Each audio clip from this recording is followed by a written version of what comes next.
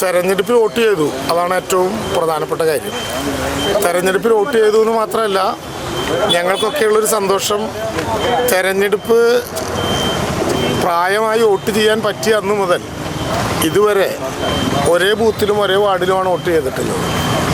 MLA ആയി മാറിപ്പോയിട്ടും vote മാറിയിട്ടില്ല, vote ഇവിടെ തന്നെയാണ്. ഞാൻ പഠിച്ച സ്കൂളാണിത്, അതിൻ്റെ സന്തോഷവും പ്രത്യേകിച്ചുണ്ട്. തെരഞ്ഞെടുപ്പ് ഇപ്പോൾ രണ്ടാം ഘട്ടം കൂടി ഇന്ന് ആരംഭിച്ചു കഴിയുമ്പോൾ ഇടതുപക്ഷ ജനാധിപത്യ മുന്നണിക്ക് അനുകൂലമായി ഒരു പൊതു തരംഗം കേരളത്തിൽ രൂപപ്പെട്ടു എന്ന് തന്നെ കാണേണ്ടതുണ്ട്. ഇടതുപക്ഷ ജനാധിപത്യ മുന്നണിക്ക് അനുകൂലമായി ഒരു തരംഗം രൂപപ്പെട്ടു എന്നുള്ളത് കേവലം ഞങ്ങൾ ഉന്നയിക്കുന്നൊരു അവകാശവാദമല്ല.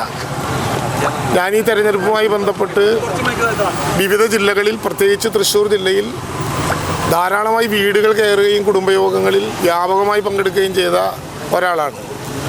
ജനങ്ങളുമായിട്ട് കുടുംബയോഗങ്ങളിൽ ധാരാളമുള്ള സംവാദങ്ങൾ നടക്കുന്നുണ്ട്, അവരുടെ പ്രശ്നങ്ങൾ പറയുന്നുണ്ട്, ഞങ്ങൾ കേൾക്കുന്നുണ്ട്. പക്ഷെ ഒരു കാര്യത്തിൽ ജനങ്ങളെല്ലാവരും ഒരേ മനസ്സായി നിൽക്കുന്നത്, ഇടതുപക്ഷ ജനാധിപത്യ മുന്നണിയുടെ ഗവൺമെൻറ് കഴിഞ്ഞ 10 വർഷക്കാലമായി കേരളത്തിൽ നടപ്പിലാക്കുന്ന വികസന പ്രവർത്തനങ്ങൾ മാത്രമല്ല, ഗവൺമെൻറ് ഉയർത്തിപ്പിടിക്കുന്ന ഒരു മതേതര പുരോഗമന ജനാധിപത്യ ബദൽ കേരള ലോകത്തിൻ്റെ മുമ്പിൽ അഭിമാനത്തോടെ അവതരിപ്പിക്കുന്ന ഒന്നാണ് എന്ന് അവരെല്ലാം പറയുന്നുണ്ട്. അതുകൊണ്ട് തന്നെ ഈ തെരഞ്ഞെടുപ്പിൽ ഇടതുപക്ഷ ജനാധിപത്യ മുന്നണി 10 വർഷമായി കേരളത്തിൽ അവതരിപ്പിച്ച കേന്ദ്ര ഗവൺമെൻറ്റിൽ നിന്ന് വിഭിന്നമായിട്ടുള്ള ഒരു ജനാധിപത്യ മതേതര ബദൽ കേരളം ഹൃദയപൂർവ്വം ഏറ്റെടുത്തിട്ടുണ്ട്. അവസാനത്തെ ചൂരൽമല ഉൾപ്പെടെ കേരളത്തെ എല്ലാ വിധത്തിലും തകർക്കാൻ ശ്രമിച്ച കേന്ദ്ര ഗവൺമെൻറ്റിൻ്റെ എല്ലാ വിധത്തിലുള്ള നടപടിക്രമങ്ങളെയും മറികടന്നുകൊണ്ട് ക്ഷേമ പെൻഷനുകൾ, അതിദരിദ്രരില്ലാത്ത കേരളം, സ്ത്രീകൾക്ക് നൽകുന്ന പരിരക്ഷയുടെ ഭാഗമായിട്ടുള്ള പുതിയ അലവൻസുകൾ, തൊഴിലില്ലാത്ത ചെറുപ്പക്കാർക്ക് നൽകുന്ന അവകാശങ്ങൾ മുതൽ വിഴിഞ്ഞം വരെ കേരളത്തിൻ്റെ വിവിധങ്ങളായിട്ടുള്ള മേഖലകളിൽ നടത്തിയിട്ടുള്ള മനുഷ്യത്വ മുഖമുള്ള വികസനം ജനങ്ങൾ കാണുന്നുണ്ട്. എന്ന് മാത്രമല്ല, ഈ തെരഞ്ഞെടുപ്പിൽ വലതുപക്ഷം രാഷ്ട്രീയം പറയാൻ പറ്റാതെ വല്ലാതെ ഒഴിലുകയാണ്. തെറ്റിദ്ധരിപ്പിക്കപ്പെടാവുന്ന പ്രസ്താവനകളും സംഭവങ്ങളും നിരത്തി. എന്തിനേറെ പറയുന്നു, കേരളത്തിൻ്റെ വികസന പ്രവർത്തനത്തിൽ 92,000 കോടി രൂപ സംഭാവന ചെയ്തതിൽ ദേശീയപാത ഏറ്റെടുക്കാൻ പോലും പണം ചെലവഴിച്ചിട്ടുള്ള കിഫ്ബിക്കെതിരെ നോട്ടീസ് അയച്ചുകൊണ്ട് സാധാരണ തെരഞ്ഞെടുപ്പിൽ കാണിക്കുന്ന തറവേല വീണ്ടും കേന്ദ്ര ഗവൺമെൻറ് കാണിക്കുകയാണ്. ഞങ്ങളിതിനെ ഒന്നും ഭയപ്പെടുന്നില്ല.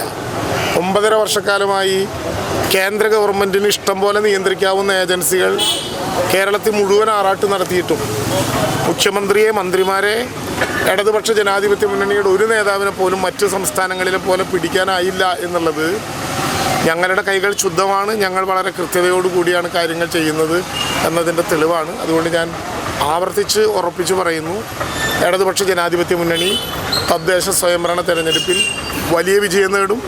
അത് വരാൻ പോകുന്ന മൂന്നാമത്തെ ഇടതുപക്ഷ ജനാധിപത്യ മുന്നണിയുടെ സർക്കാരിൻ്റെ വരവിന് കൂടി അടിത്തറയാകുന്ന ഒന്നായിരിക്കും. തൃശ്ശൂർക്കാരുടെ ഭാഷയിൽ പറഞ്ഞാൽ പൂരത്തിന് മുമ്പ് നടക്കുന്ന ഒരു സാമ്പിൾ വെടിക്കെട്ടാണിത്.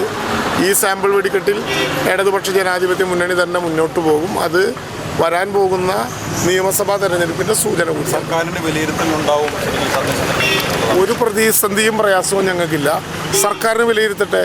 കേരളത്തിലെ സർക്കാർ സാധാരണ നിലയിൽ തദ്ദേശ സ്വയംഭരണ തെരഞ്ഞെടുപ്പിൽ അല്പമൊക്കെ നമ്മുടെ നാട്ടിൽ നടത്തിയിട്ടുള്ള വികസന പ്രവർത്തനങ്ങൾ ചർച്ചയാകുമെങ്കിലും കേരളത്തിലെ ഇടതുപക്ഷ ജനാധിപത്യ മുന്നണി ഗവൺമെൻറ് നടത്തിയിട്ടുള്ള വികസന പ്രവർത്തനങ്ങളും നയവും ഒരു പ്രധാനപ്പെട്ട ചർച്ചയാണ്.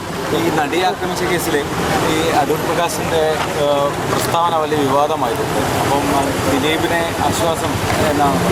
അല്ല, UDF ആദ്യം മുതൽ രാഹുൽ മാങ്കൂട്ടത്തിൻ്റെ കാര്യത്തിലാണെങ്കിലും ഈ വിധിയുടെ കാര്യത്തിലാണെങ്കിലും അവരുടെ നയം തന്നെയാണ് പ്രഖ്യാപിക്കുന്നത്. UDFൻ്റെ കൺവീനർ പ്രഖ്യാപിച്ചത് നയമല്ല എന്ന് പറയാൻ പറ്റുമോ? അങ്ങനെ നയമല്ലാത്ത ഒരു കാര്യം പറഞ്ഞാൽ UDFൻ്റെ കൺവീനറെ ആ പോസ്റ്റിൽ ഇരുത്താൻ പറ്റുമോ? സാധാരണ നിലയിൽ ഒരു പാർട്ടിയും ഒരു മുന്നണിയും എടുക്കുന്ന നയം പറയാനല്ലേ അതിൻ്റെ ഭാരവാഹികൾ.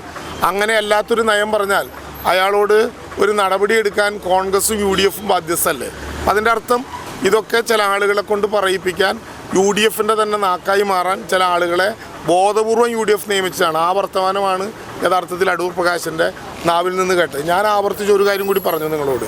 എൻ്റെ തെരഞ്ഞെടുപ്പ് ഞാൻ ഒല്ലൂർ MLA ആയി പോയിട്ടും കൂടുപറച്ച് ഇവിടെ നിന്ന് പോയില്ല. ഇവിടെ തന്നെയാണ് വോട്ടെടുപ്പിൽ വോട്ട് രേഖപ്പെടുത്തിയത്. അത് കൂടി വളരെ അഭിമാനപൂർവ്വം ഞങ്ങൾ കാണുന്ന ഒരു കാര്യം കൂടിയാണ്. വേറെ ആർക്കെങ്കിലും കൂടി അല്ല, കൊട്ടും കുറവിയൊന്നുമില്ല. ഇത് മനുഷ്യൻ്റെ ആത്മാഭിമാനത്തിൻ്റെ പ്രശ്നമാണ്. അവരവർ താമസിക്കുന്ന സ്ഥലത്തും അവരുടെ അസ്തിത്വം എവിടെയാണെന്ന് പ്രഖ്യാപിക്കലുമൊക്കെ ആത്മാഭിമാനത്തിൻ്റെ പ്രശ്നമാണ്. ജനാധിപത്യത്തിൽ കോടതിയിൽ കയറുന്ന കാര്യമൊന്നുമില്ല, അത് ക്രിമിനൽ കേസല്ലേ. ഇപ്പോൾ നേരത്തെ ഒരു വിഷയത്തിൽ പറയുന്നത് കേട്ടു, അവിടെയും ഇവിടെയും അത് ഇരട്ടോട്ടാണ്, അതാണെങ്കിൽ കോടതിയിൽ പോകേണ്ടി വരും. ഇത് ജനങ്ങളുടെ ഒരു മനസാക്ഷി കോടതിയുണ്ട്, ജനാധിപത്യത്തിൻ്റെ കോടതിയുണ്ട്. അതിനോട് കാണിക്കേണ്ട ഒരു സാമാന്യ മര്യാദ. ഈ തൃശ്ശൂർ എംപിക്ക് തൃശ്ശൂരിൽ വോട്ടില്ലാത്തത്, അത് അതായത് തദ്ദേശ തെരഞ്ഞെടുപ്പിൽ വോട്ടില്ലാത്തതിനെ വിമർശിച്ചിട്ട് ഇന്നലെ സുനിൽകുമാർ അല്ല, ഞാൻ പറഞ്ഞത് തൃശ്ശൂരിൽ എംപിക്ക് തൃശ്ശൂർ വോട്ടില്ല എന്നുള്ളതല്ല. അതിപ്പോൾ ഞാൻ ഒല്ലൂർ MLA ആണ്, ഒല്ലൂരിലല്ല വോട്ട്. നമുക്ക് നമ്മുടെ സ്ഥലത്താണ് വോട്ട് ചെയ്യേണ്ടത്. പക്ഷേ തെരഞ്ഞെടുപ്പ് വരുമ്പോൾ മത്സരിക്കുന്ന സ്ഥലത്ത് തന്നെ വോട്ട് ചേർക്കുക, പിന്നീട് അവിടെ നിന്ന് മാറി വേറെ സ്ഥലത്ത് ചേർക്കുക. അടുത്ത നിയമസഭാ തെരഞ്ഞെടുപ്പ് വരുമ്പോൾ അദ്ദേഹം എവിടെ വോട്ട് ചെയ്യുന്നുള്ള കാര്യം അദ്ദേഹം തന്നെ തീരുമാനിച്ച് നേരത്തെ പ്രഖ്യാപിച്ചാൽ കുറെ കൂടി നന്നായിരിക്കും.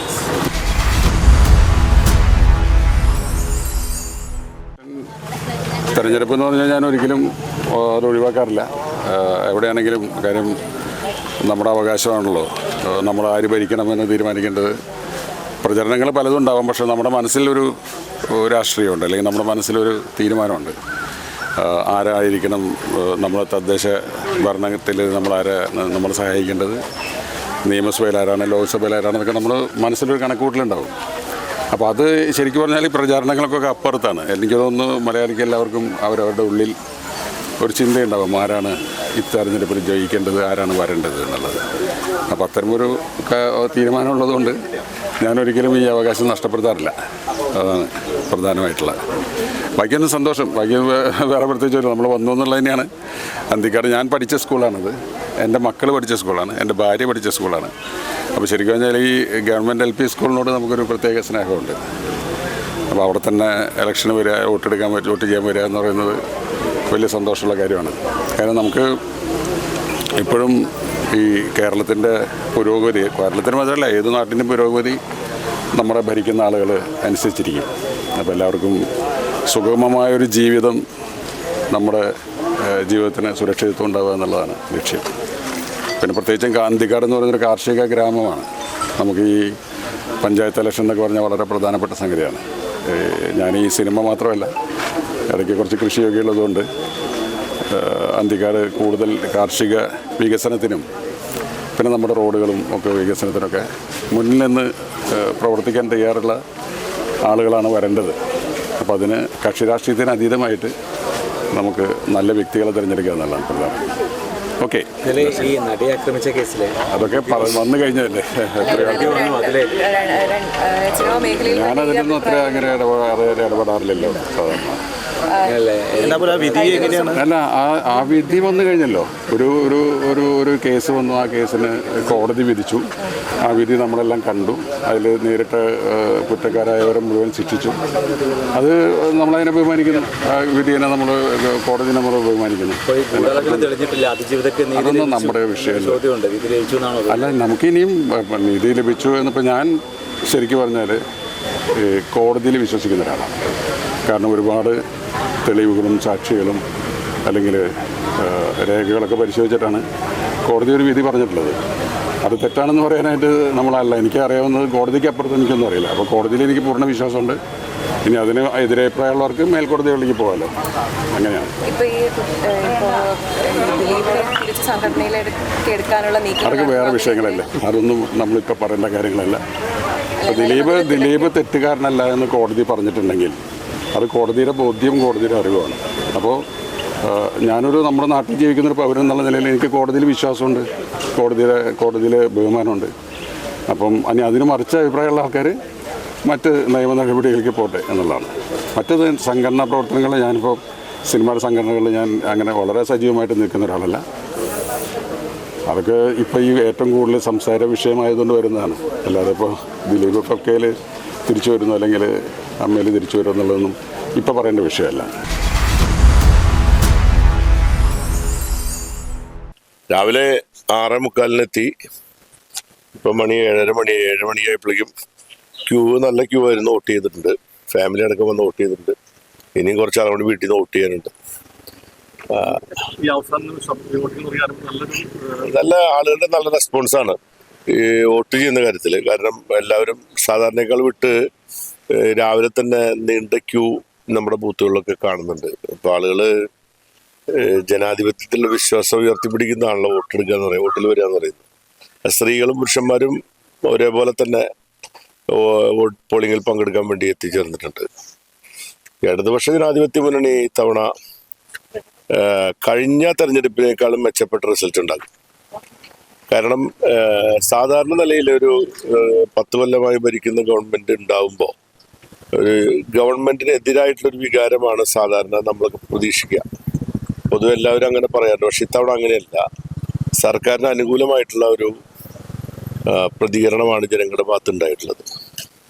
ജനങ്ങൾ വലിയ തോതിൽ LDF-ൽ വിശ്വാസം അർപ്പിച്ചിരിക്കുന്നു എന്നുള്ളത് അവരുമായി സമ്പർക്കം പുലർത്തിയപ്പോഴൊക്കെ മനസ്സിലാക്കിയുള്ളൊരു കാര്യമാണ്.